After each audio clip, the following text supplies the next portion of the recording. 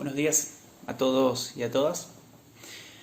En este pequeño video de hoy vamos a continuar con estas clases de historia de la cátedra que obviamente están acompañando a las fichas que tenemos digitalmente.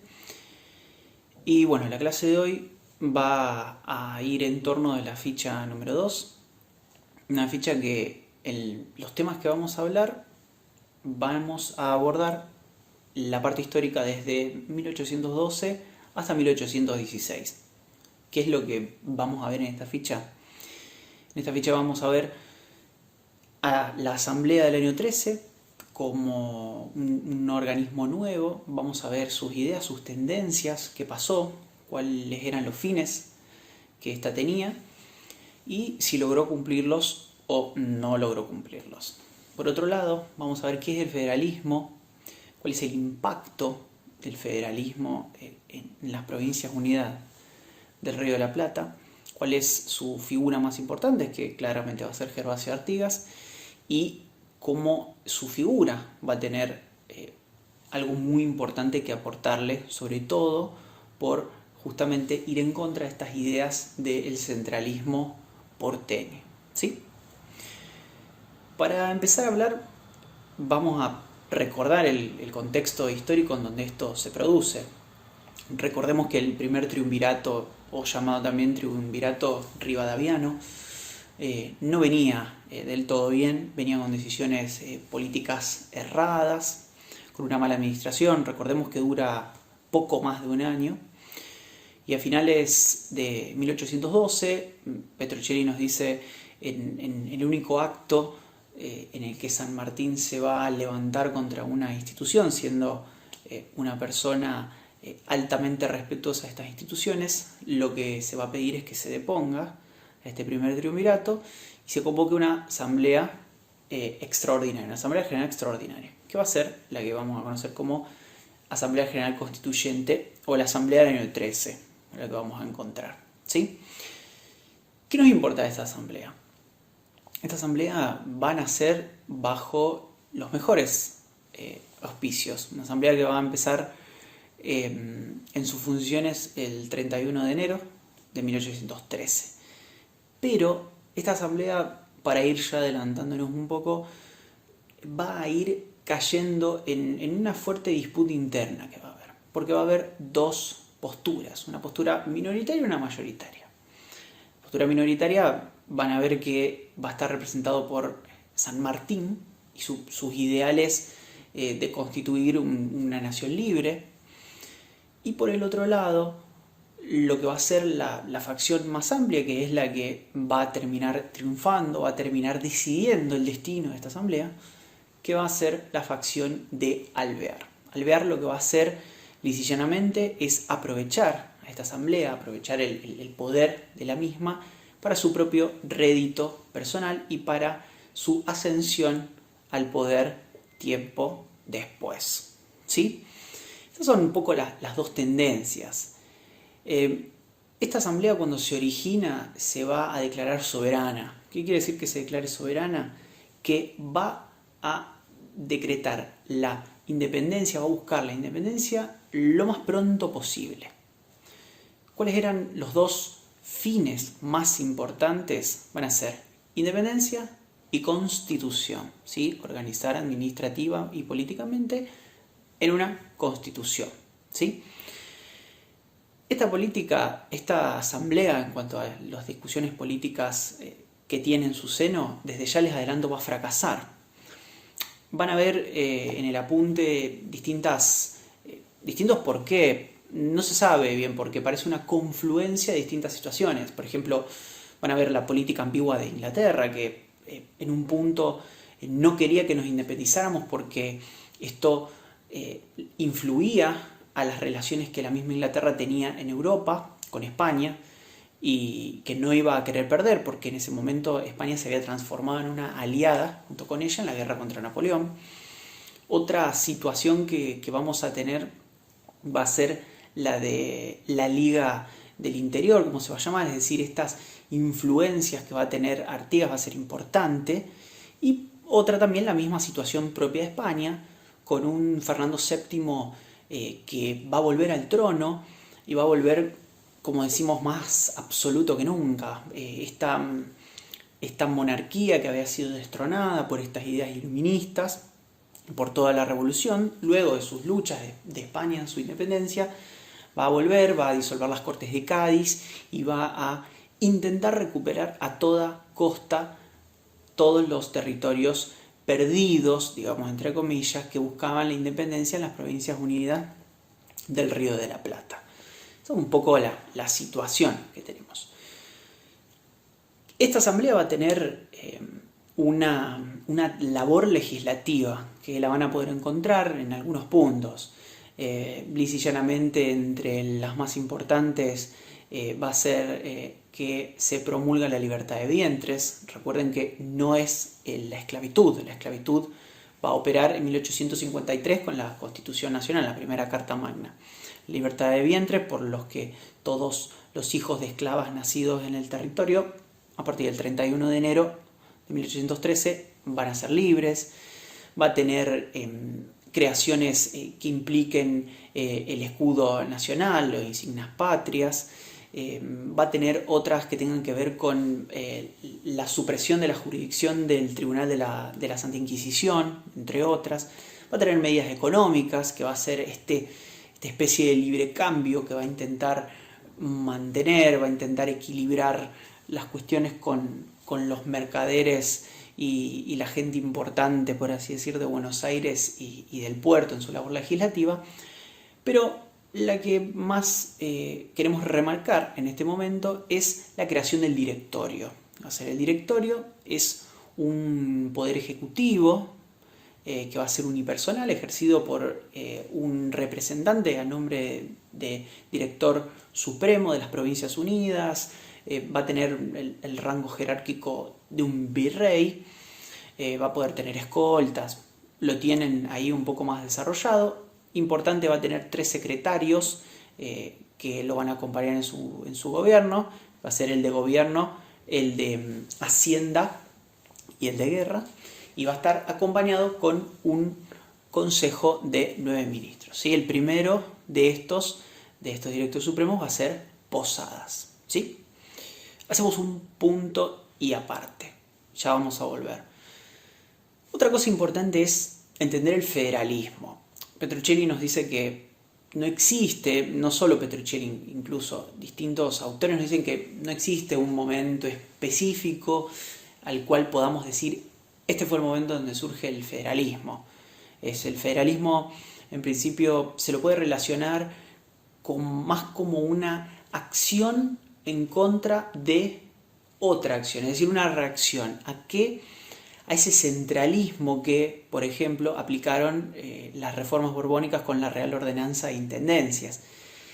Va a ser una reacción justamente, en principio, a ese centralismo que se va a aplicar, que le va a quitar representación al cabildo, le va a quitar representación legítima al pueblo, lo que en ese momento era el pueblo y en ese momento eran los vecinos, y posteriormente va a surgir como una reacción hacia las políticas centralizadoras que va a tener Buenos Aires con respecto a las provincias. Este federalismo surge en principio en la banda oriental con un gran representante que es Gervasio Artigas, y que si bien decimos va a tener su foco, va a surgir de la banda oriental, va a ser tan importante porque se va a plasmar en todo lo que queda de estos años, por lo menos hasta 1820, en las provincias del litoral, y va a ser el principal enemigo, entre comillas, de las políticas centralizadoras de Buenos Aires. Artigas va a surgir su figura como jefe de ejército de los blandengues, en su momento en Montevideo. Va a ser una persona que en principio va a buscar trabajar con Buenos Aires, pero que después se va a transformar en un problema para Buenos Aires. ¿Por qué decimos un problema? Porque las concepciones de las divisiones del poder eran distintas. Mientras Buenos Aires tenía intenciones políticas enfocadas en una clase aristocrática, justamente porteña, dirigida a una libertad de comercio, dirigida a copiar un poco el modelo absoluto que había existido en Europa y que se estaba volviendo a gestar, a recuperar las monarquías con la Santa Alianza sobre todo, copiarlo en América y decidir desde Buenos Aires todas las políticas del virreinato. Por el otro lado, la representación de Artigas es clara, una representación que busca en todo el tiempo la unidad, manteniendo la soberanía de las provincias, de los territorios, de los pueblos, con un trabajo en conjunto. Una política totalmente distinta a la que se venía llevando en el momento. ¿Qué vamos a tener con Artigas? ¿Qué situación vamos a tener en Artigas? ¿Qué nos va a importar? Recordemos que dijimos que esta asamblea es general y es constituyente. ¿Por qué? Porque va a buscar trabajar sobre una constitución, ¿sí? En esto van a ver que hay algunos proyectos de constitución que en principio iba a tratar esta asamblea. Van a ver que hay un proyecto que es un proyecto oficial, ¿sí? De la comisión oficial, como se llama, otro que es de la sociedad patriótica, otro que es de la comisión permanente, como se denominó, y un proyecto de pluma artiguista, que va a ser el proyecto Cardoso, ¿sí? Estos proyectos los van a encontrar en la ficha 2 como muy disímiles. En realidad van a encontrar los tres primeros que nombramos con características cuasi similares. ¿Cuáles van a ser? Van a ser con voto calificado, van a buscar el voto calificado. Ninguna va a nombrar a las provincias, salvo la de la sociedad patriótica que va a proponernos la figura de un prefecto elegido desde Buenos Aires, es decir, cero representación provincial. Algunas van a establecer un poder ejecutivo colegiado y alguna otra un unipersonal. Van a ir por un lado y por el otro lado van a ver el proyecto artiguista, un proyecto que busca consagrar la confederación. ¿Qué sería consagrar una confederación? Es decir, que cada provincia, cada territorio conserva para sí la soberanía y conserva para sí todas aquellas funciones o facultades no delegadas en otro gobierno, es decir, autonomía. Y de esa autonomía se le otorga, en este caso a un poder ejecutivo, lo que son las prerrogativas de defensa de todo el territorio, ¿sí? Es decir, provincias y territorios fuertes unidos bajo la defensa común. A la vez, el proyecto Cardoso o de Artigas, llamémosle, no va a tener voto calificado, quiero decir, va a tener una forma de elección indirecta y va a representar, obviamente, a las provincias. Eso es clarísimo. ¿Qué es lo que pasa?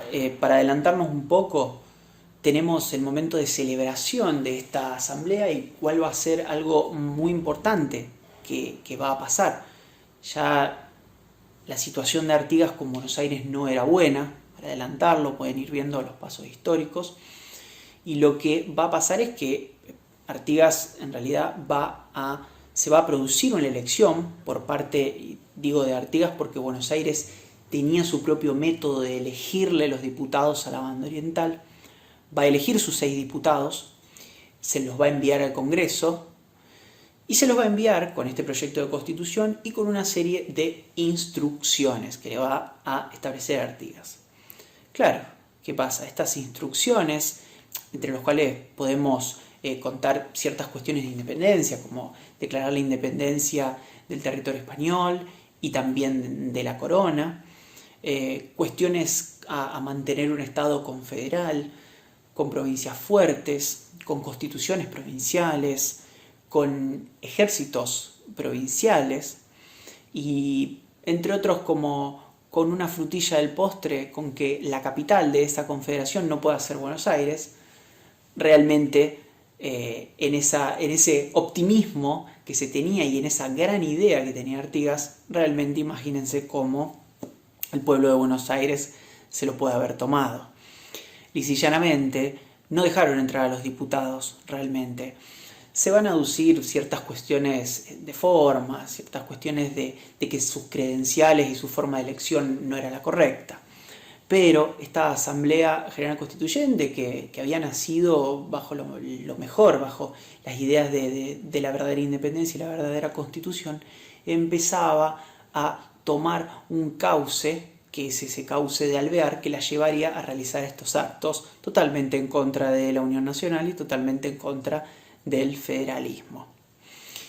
En cuestiones de política, para terminar de entender algo, dijimos que la situación entre Buenos Aires y Montevideo nunca fue la mejor. En Montevideo se encontraba Dilío, que había sido nombrado virrey de todo el territorio. Obviamente por Buenos Aires no había sido reconocido como tal.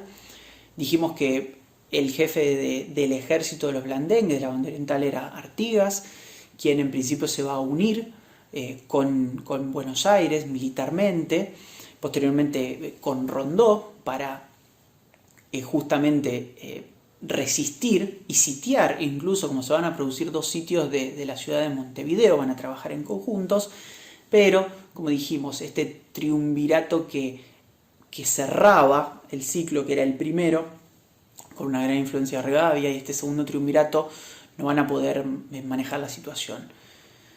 Mencionamos que lo que hacía era crear un directorio, esta asamblea del año 13, dijimos que fue Posadas, un hombre que también era manejado por las ideas y las influencias de Alvear, un Alvear que había ganado muchísima fuerza, y un Alvear que había tomado protagonismo, con un San Martín que, fiel a sus convicciones, fiel a no querer generar ningún otro conflicto, da un paso al costado. Por eso mismo es que la figura de Alvear termina tomando tal protagonismo, como dijimos antes.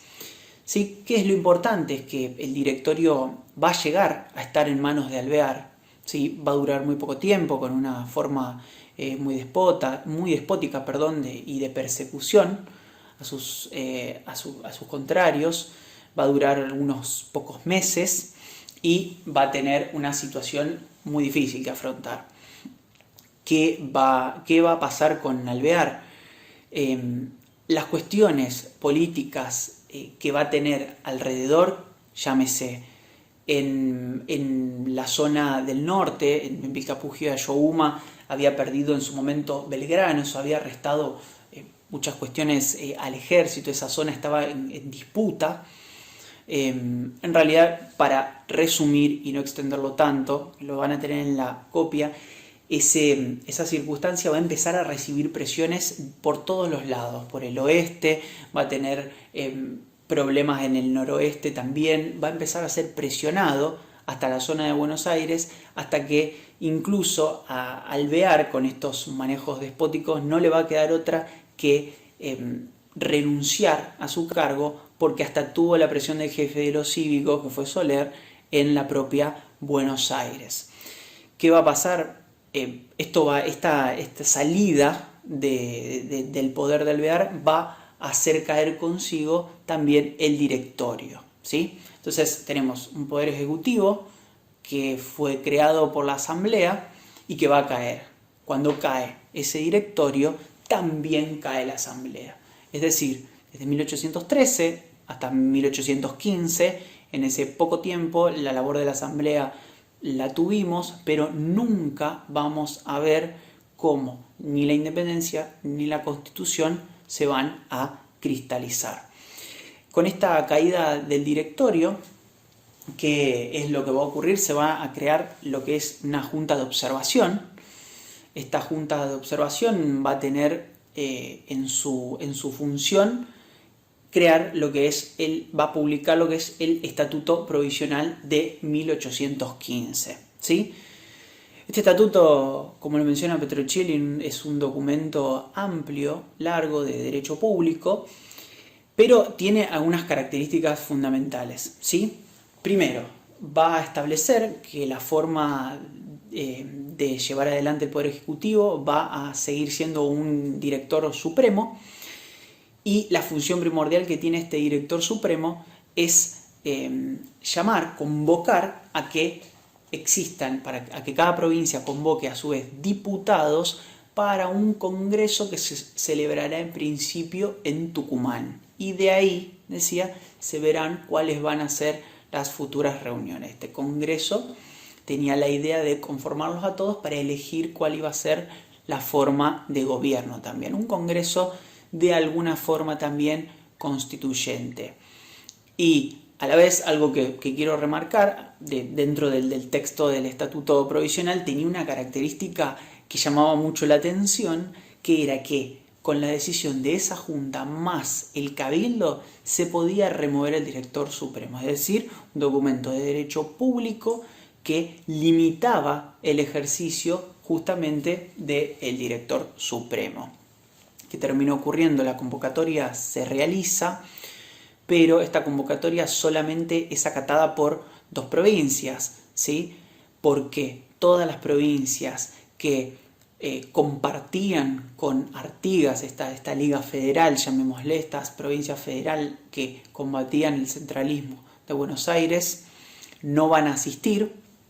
San Martín incluso va a enviar unas cartas a los representantes de la zona de Cuyo diciéndole que vayan cuanto antes, y Petrocelli dice que en esta reunión que se va a producir, en este congreso que se va a producir en Tucumán, habrá unos 33 representantes entre abogados y clero, y entre ellos se expondrán a firmar un acta que va a declarar la independencia de España y de la corona el 9 de julio de 1816 y algunos días después de toda potencia o dominación extranjera.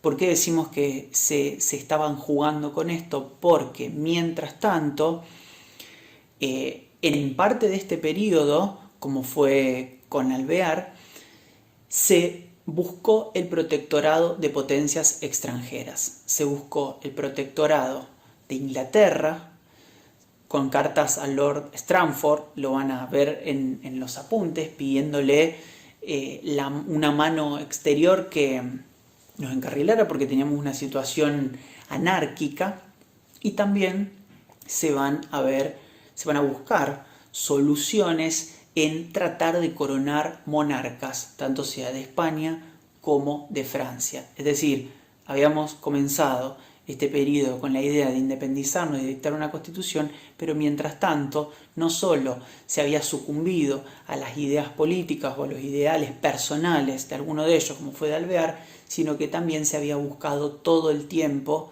el protectorado de alguna potencia extranjera, y hasta, dice Petrocelli, se llegó a ofrecer Alvear para trabajar con Fernando VII. Así, y con este panorama, llegamos al 9 de julio de 1816.